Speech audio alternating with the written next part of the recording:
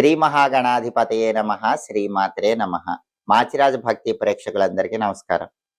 జనవరి 31వ తేదీ శనిత్రయోదశి సందర్భంగా జాతకపరమైన శనిగ్రహ దోషాలు, రాశిపరంగా ఉన్న శనిగ్రహ దోషాలు, వీటన్నిటి నుంచి సులభంగా బయటపడాలంటే ఎలాంటి ప్రత్యేకమైన విధి విధానాలు పాటించాలో ఈ వీడియోలో మనం తెలుసుకుందాం.